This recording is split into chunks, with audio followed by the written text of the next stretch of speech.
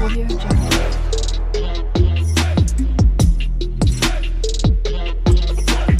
Audio Jungle. आज हम start करते हैं बेसिकली रिसर्च से कि बेसिकली रिसर्च का मीनिंग क्या होता है। सी अगर मैं कॉमन वर्ड्स में बात करती हूँ रिसर्च की, सो आपको ये देखने को मिलता है कि research is basically the comprises of two words, ठीक है। The first is research re and the second is search. तो रिसर्च क्या है, बेसिकली कॉम्बिनेशन है दो वर्ड्स का। The first is re and the second is search. तो research को मिला के बना री प्लस सर्च को मिला के बना रिसर्च। री का मतलब क्या होता है, री इम्प्लाइज अ रिपीटेटिव प्रोसेस, यानी कि जो प्रोसेस आपकी रिपीटेड बेसिस पे हो रही है। And search denotes making a thorough examination, किसी भी चीज के बारे में बहुत ज्यादा डिटेल में एग्जामिनेशन करना, थॉरो एग्जामिनेशन करना सर्च कहलाता है, ठीक है। सो यहाँ पे अगर हम देखें तो री का मतलब हो गया रिपीटेटिव प्रोसेस एंड सर्च का मतलब होता है थॉरो एग्जामिनेशन, यानी कि किसी भी चीज पे दोबारा से थॉरो एग्जामिनेशन करना रिसर्च कहलाता है, ठीक है। अब आगे देखते हैं, और थॉरो एग्जामिनेशन भी कह सकते हैं आप इसको, या फिर लुकिंग वेरी केयरफुली भी कह सकते हैं किसी के ऊपर, तो वो भी रिसर्च सर्च का ही मीनिंग होता है। So in general, research can be defined as a scientific process where new facts, ideas and theories are established or proved in different areas of knowledge. It means that कि basically research क्या हो गया, research आपकी वो scientific process है जिसमें नए facts, ideas, theories को स्टेब्लिश किया जाता है और प्रूव किया जाता है अलग अलग नॉलेज के एरियाज में। समझ में आई बात। तो रिसर्च क्या है, बेसिकली आपको रिपीटेटिवली जब हम नए आइडियाज को ढूंढने के लिए, नए व्यूज को ढूंढने के लिए, नई थ्योरीज को ढूंढने के लिए हम थॉरो एग्जामिनेशन करते हैं, तो वो चीज आपकी रिसर्च कहलाती है, ठीक। अब रिसर्च में आगे देख लेते हैं।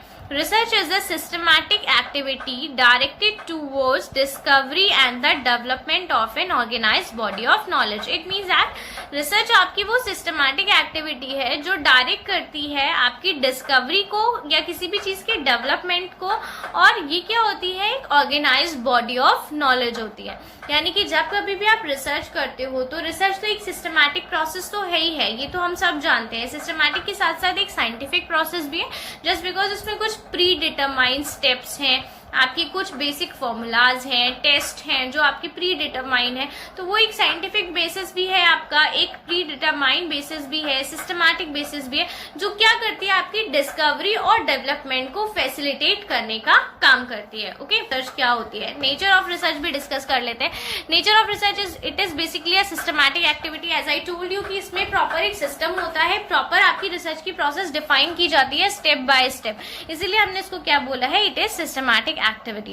लॉजिकल प्रोसेस, ऑब्वियसली बात है, research is based on some logic, ठीक। विदाउट लॉजिक आपको कोई भी रिसर्च प्रोसेस आप कंडक्ट नहीं कराते हो, तो रिसर्च हमेशा क्या होती है, लॉजिक पे बेस्ड होती है। Next is based on empirical evidences, यानी कि हर रिसर्च के कुछ ना कुछ एविडेंसेस होते हैं। विदाउट प्रूफ, विदाउट एविडेंस आपकी कोई भी रिसर्च का कंक्लूजन नहीं निकाला जाता है। Next is control in nature, बिल्कुल ये कंट्रोल में होती है, जस्ट बिकॉज आपके रिसर्चर का फुल कंट्रोल होता है आपके रिसर्च प्रोसेस पे। वो जब चाहे जैसे चाहे अपनी रिसर्च को मैनिपुलेट कर सकता है, उसमें चेंजेस कर सकता है, इसलिए हम इसको बोलते हैं कि रिसर्च क्या होती है, आपकी एक कंट्रोल्ड एक्टिविटी होती है। Next is based on facts and figure, बिल्कुल फैक्ट्स एंड फिगर पे ही बेस्ड होती है रिसर्च, जस्ट बिकॉज अगर आप देखो तो हम रिसर्च में क्या करते हैं, हम रिसर्च में हम various types of data collect करते हैं। तो जब हम अलग अलग तरीके का डेटा कलेक्ट कर रहे हैं तो ऑब्वियस सी बात है कि आपकी रिसर्च किस पे बेस्ड है, रिसर्च आपकी बेस्ड है फैक्ट्स एंड फिगर्स पे, ठीक।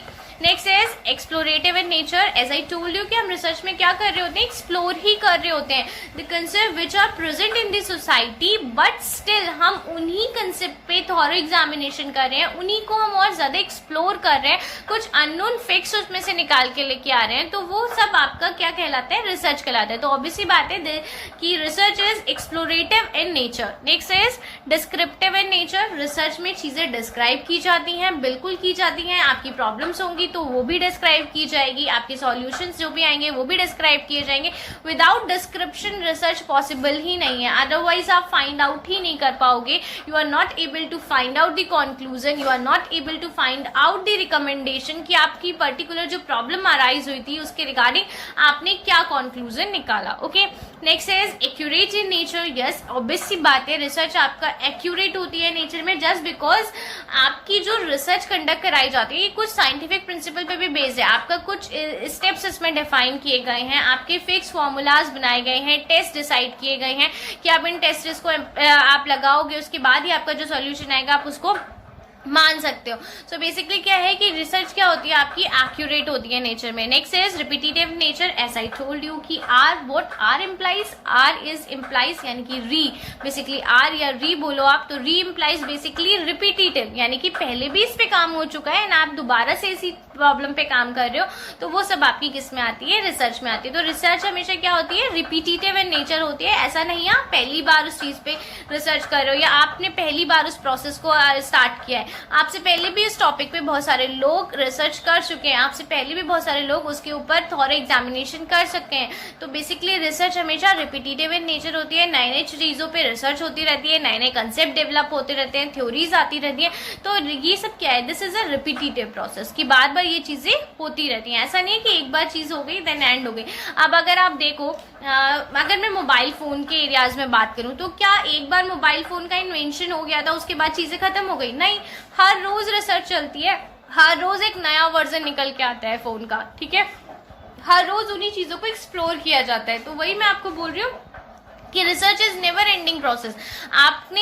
आपकी प्रॉब्लम थी, आपने अपने बेसिस पे सॉल्यूशन निकाले, किसी और को कोई और प्रॉब्लम अराइज हुई सेम टॉपिक के रिगार्डिंग, तो वो उसी टॉपिक पे दोबारा से रिसर्च करेगा, ठीक है। So basically research is never ending process, research हमेशा चलती ही रहती है, इसीलिए हम बोलते हैं कि research is repetitive in nature. I think यहाँ पे आपको रिसर्च का मीनिंग क्लियर हुआ होगा। In case you have any doubt regarding the meaning of the research you can ask me any time. Thank you.